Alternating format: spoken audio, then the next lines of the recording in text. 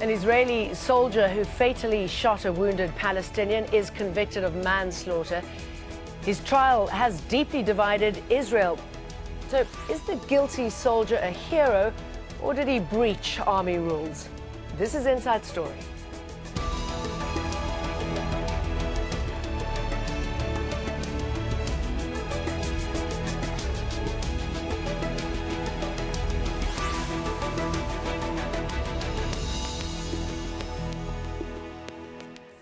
Hello, welcome to the programme. I'm Jane Dutton. It's been a closely watched trial with an unusual verdict. Unlike previous cases where soldiers are acquitted, an Israeli army sergeant has been convicted of the manslaughter of a Palestinian man. Elor Azaria shot Abed al-Fattah al-Sharif in the head as he lay on the ground wounded. A second Palestinian was also shot and killed in Hebron. Police say al-Sharif stabbed an Israeli guard at a checkpoint. Now, the court case highlights deep divisions among Israelis. Army generals say the army sergeant who opened fire broke the code of war. Far-right politicians claim the video of the shooting made him a scapegoat. What does the guilty verdict say about Israeli society and its relationship to Palestinians? We'll get to our guests in just a moment, but first, Andrew Simmons sets up the story for us from Tel Aviv. They went through every shred of evidence that the defence put through for Elor Azaria, the 20-year-old who maintained throughout that he was innocent as charged. However, what was said time and time again through this 2.5-hour summary of the evidence, a judgment that was that all of his accounts didn't add up. Firstly, he claimed that his victim was dead, that al-Sharif was lying there dead. Then he also claimed that he was a threat, that he had a knife, but that knife was some considerable distance away. Then he said that he may have been wearing a suicide vest, and that's why he was responding. But this was 11 minutes after al-Sharif had been shot by other soldiers and disabled and on the ground bleeding. The man was bleeding while ambulance staff were attending to an Israeli soldier who had minor wounds.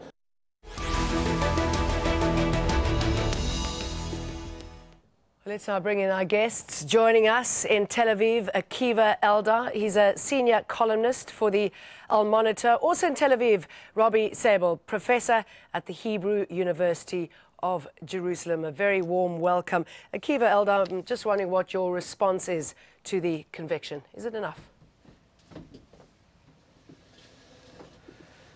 Well, I think that it's not enough, definitely not.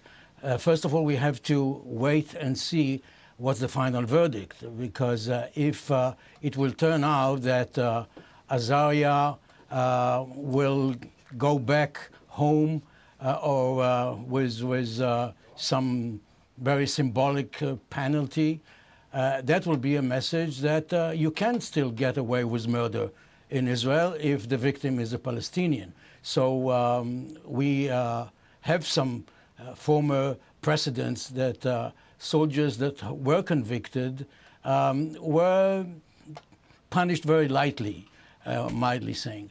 Now, the other thing is, I just looked at the figures of B'Tselem and Yesh Din, the Israeli NGOs that are doing a wonderful job monitoring the occupation, and the figures of 2015, for instance, that there were 116 fatalities, Palestinians killed in the West Bank and East Jerusalem, and less than 20% of them were convicted. So there is a lot more to be done. I hope that this will be the first step.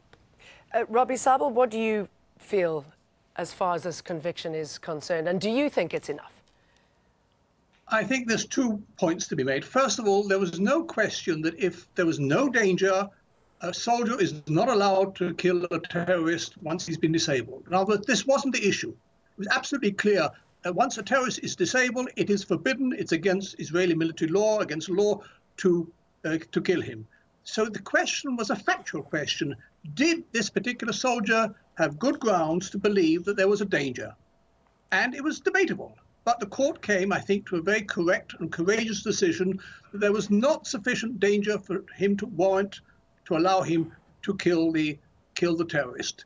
The second point is, I think it's fair enough. It would be fair to give credit to an Israeli military court, despite tremendous public support for the soldier, that decided such behavior is illegal. It's against the rules of the Israeli army. Because, after all, we're talking about a terrorist, and we had at the time a wave of terrorism, killing, stabbing civilians, and there's no doubt that this man who was killed had stabbed somebody. Nevertheless, I think we should take our hat off to an Israeli military court who said that is not the sort of behavior that is expected of Israeli soldiers. You said it was a factual question. How much of a moral question was it as well? There wasn't a moral question. That's the interesting point. There's no doubt that if there was no danger, a soldier is not allowed to use force against a terrorist, even though he was clearly had been a terrorist. The only justification is, was there a clear and immediate and imminent danger? If there had been, his behavior would have been justified. The court came to the factual decision that there was no immediate danger, then there was no question at all. It was illegal to use force. Akiva, I want us to look at the video very quickly of what happened. And it really lays out for us the scenario and the fact that it does become a factual issue, as Robbie was saying. Let's just watch it for a little bit and I'll bring you in a little afterwards.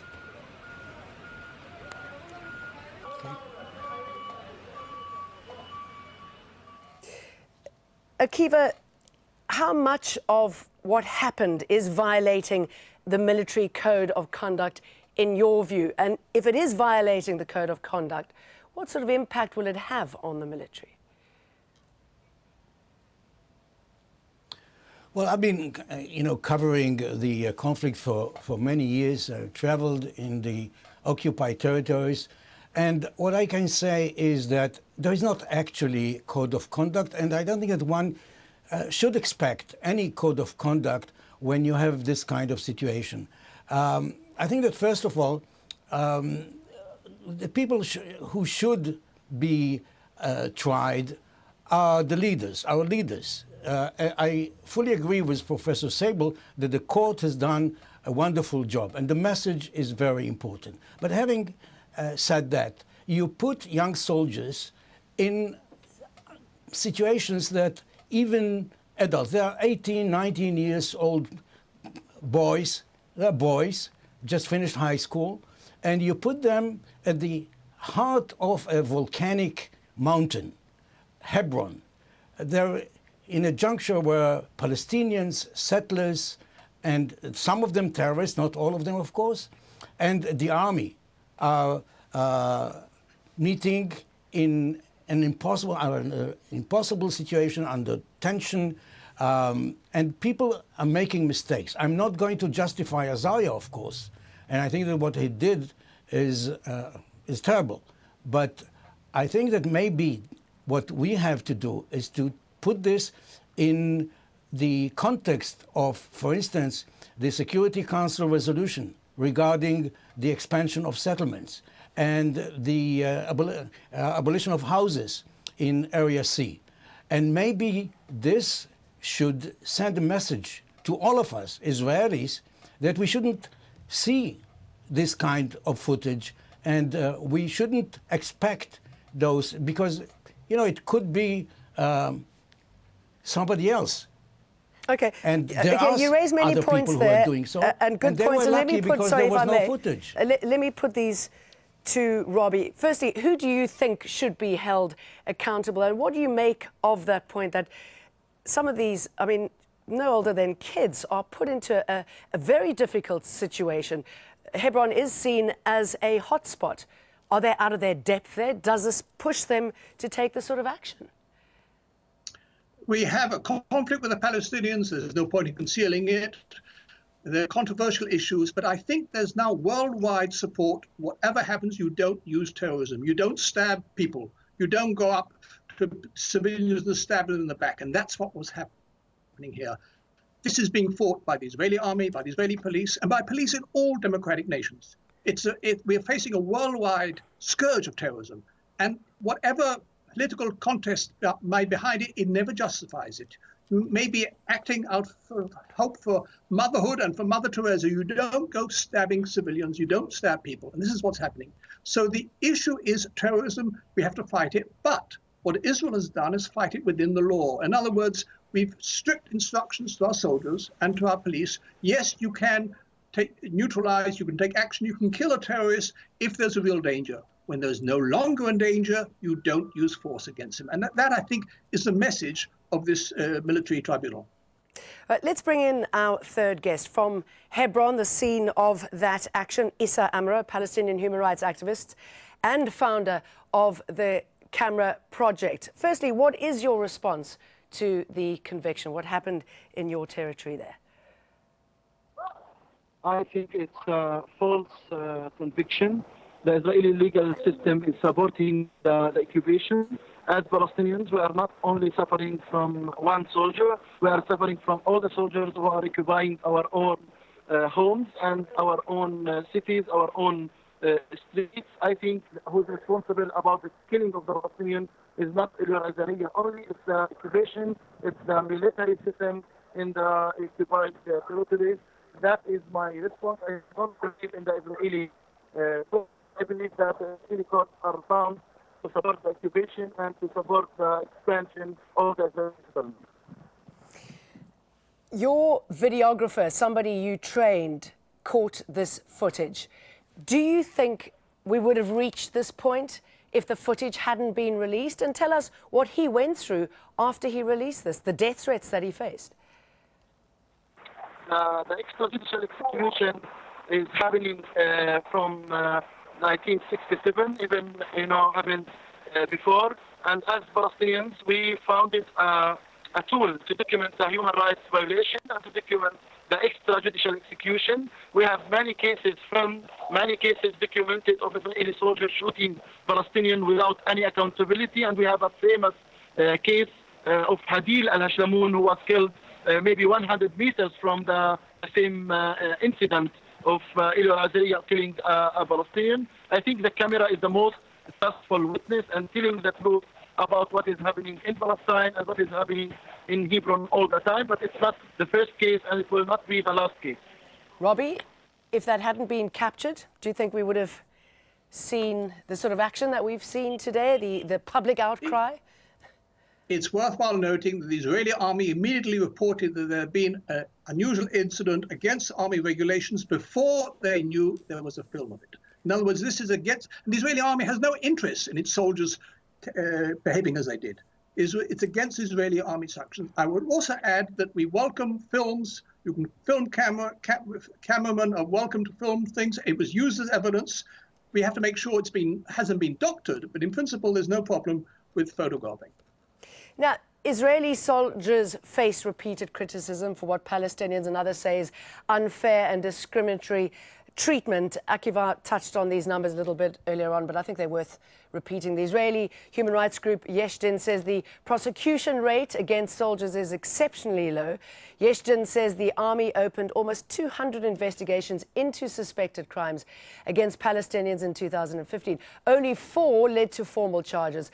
Yeshdin says 76 Palestinians were killed in confrontations with soldiers in the occupied West Bank in 2015, but only 21 deaths were investigated. Akiva, I'm just wondering what sort of message this is, and do you think this allows those in the army, in the military, to behave in a different manner, in a manner that breaks international law? I think that what we should appreciate is the statement of the Chief of Staff, who made the statement yesterday, Eisenkot, and said that Azaria is not a hero. He is not our boy. He's not our son. And, this shouldn't be taken for granted these days. I just want to remind the viewers that Mr. Avigdor Lieberman, who is now our Minister of Defense, went to visit Azaria in court and defended him. And what worries me is the fact that we had people demonstrating around the court and even blocking a highway in Tel Aviv and turning Azaria into not just a victim, but an icon. And the Israeli society is now divided between people who say that, you know, they're quite satisfied, like Robbie said, that this is a clear definition of law. This reflects the rule of law in Israel, and we don't accept this kind of behavior. And other people who say, well, the private is paying the price, while a few years ago there were very senior officials of the Israeli Secret Service who were pardoned after they were also taken. It wasn't a video, but there was the footage showing them, a photograph, a snapshot, showing that they have executed Palestinian who attacked a bus, but they were walking on their feet and there was no threat on their life. And people are saying, well, you are punishing the private while the generals are getting away with it. Issa, let's talk a little bit about Hebron after Yoshe Yalon, the former defense minister, said that the country has been taken over by extremists. I mean, is this something that you are seeing in Hebron? Because we really are seeing the occupation playing out there. The day-to-day realities on the ground is happening in Hebron. Give us a sense of what goes on there on a daily basis and the different sides and how they're treated. You know, the Palestinians in Hebron, they are suffering from extrajudicial execution. Many Palestinians were killed at the checkpoint without any kind of accountability on the Israeli soldiers or the Israeli settlers. The Palestinians are jailed inside their homes. You need to be registered and to have a number to pass the checkpoint to come into your house. Your relatives, your friends, the doctors, the teachers are not allowed to pass the checkpoint, even to get an ambulance. It's a big mission in Hebron with daily attacks from the Israeli soldiers, daily attacks from the Israeli settlers. The settlers are attacking the Palestinians since ages, not only with the right-wing government, even with the left-wing government, Palestinians were suffering. We all remember, and in 1 month and a half will be the anniversary of the Ibrahimi Mosque massacre, where Baruch Goldstein killed 29 Palestinians. And after that massacre, Hebron was completely closed. We can talk about 1,800 shops closed because of the closure policy, more than 100 movement barriers in the city, more than 20 checkpoints in the city, and 1,000 Palestinian apartments became empty. So we are suffering from displacement and land taking and ethnic cleansing in Hebron since long time, and it's happening, and the Israeli right wing is speeding up the attacks on the Palestinians. Robbie, I mean, you hear that, and it really is just not acceptable, is it? And while you can never condone any sort of violence, I mean, you wonder how Palestinians can respond if their voice is taken away from them. The fact that some of them are pushed to the point where they're so desperate that they take out a knife against a soldier holding a gun. I mean, what does that say about what's going through their minds and the situation they live in? I would like to repeat what I said earlier. Nothing justifies terrorism. There are disputes throughout the world. There's people acting out of various motives and reasons. They may feel they're correct. You don't go and stab people. And if there is terrorism, you have to fight it. And if you look at Israel's record compared with other democracies, I'm not comparing it to totalitarian states, Israel's record is outstanding. Try and look at how many other democracies have tried their own soldiers. In what way? I mean, there's an illegal occupation of the West Bank. Settlements are illegal. That's breaking international law. So I'm not sure what you're referring to. By the way, the occupation is, call it illegal. Even the United Nations General Assembly and Security Council have refrained, because in times of combat, times of military conflict, you can occupy territory. It's not a healthy situation. We have to end it. We need negotiations that will reach a viable Palestinian state, and the Israeli government and most Israeli public is in favor. But that requires to be negotiation. In the meantime, occupation is not a healthy phenomena, but it's not illegal. But that's not the main issue. The Palestinians will not achieve a state by stabbing Israeli civilians and putting bombs in cafeterias. And there are many Palestinians, and I'm in contact with them, who realize it. They'll have to negotiate, reach difficult decisions. Israeli politicians will have to reach difficult decisions, but it won't be achieved by stabbing people in the back. Talking about a Palestinian state, a two-state solution doesn't seem plausible at the moment. I mean, geographically, I don't even think it's possible, also considering the rapid growth of settlements. What are we looking at here going forward? And that's going to lead to any reconciliation. And let's, of course, not forget that Trump is coming into power. First of all, I'm not sure if Messiah Trump can reverse decisions, resolutions that were taken by the Security Council. Of course, he cannot stop unions, universities, NGOs, as well as the EU from boycotting the settlements. And I believe that once the Israelis will realize that the price that they are paying for the occupation, for instance, the discussion we are doing now, the fact that we have to, not to justify, but to try and make sense in what's happening in Hebron, maybe this will be a wake-up call to the Israelis as well as to the Palestinians to do negotiate a two-state solution. I disagree with this diagnosis that the two-state solution is dead. It is very sick, indeed. The settlers and the right-wing government are not offering solutions, they are offering more problems. But fortunately enough, 80% of the settlers live in about 6 to 7% of the occupied territories. So Sharon did get the settlers out of Gaza. Menachem Begin got the settlers out of Sinai.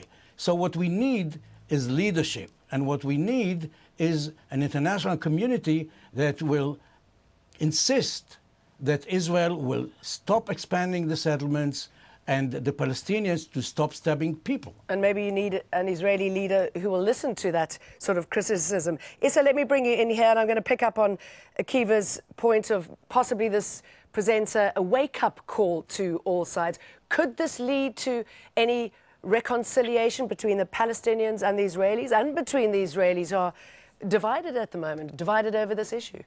I think the Israelis who are the ones who should wake up. As Palestinians, we are under the occupation.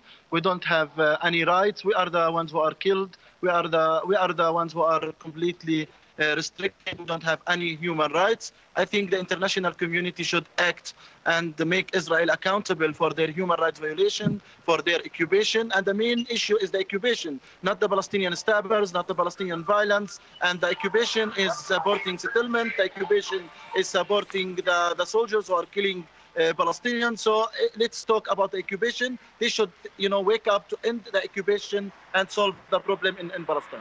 Robbie, could this provide some sort of reconciliation? I must ask you as well, what's going to happen next?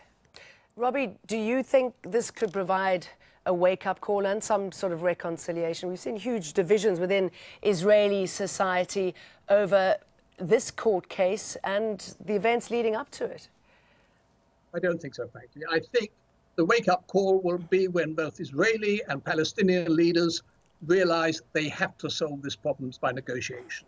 It's not one terrorist one action and one soldier's reaction that is going to cause the politicians to take that difficult decisions.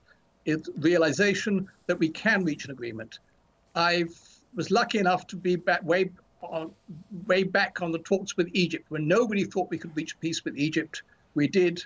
Akiva followed it at the time as the correspondent for Howitz. We achieved difficult decisions and we reached peace with Egypt. I believe we can do the same with the Palestinians. Wouldn't that be wonderful? Robbie Sabah, thank you very much. Akiva Elder and Issa Amro. Thank you for talking to us on an Inside Story, and thank you too for watching. You can see the program again anytime by visiting our website, aljazeera.com. For further discussion, please go to our Facebook page. That's facebook.com/AJ Inside Story. You can also join the conversation on Twitter. Our handle is @AJ Inside Story. From me, Jane Dutton, and the rest of the team, thanks for watching. Bye-bye.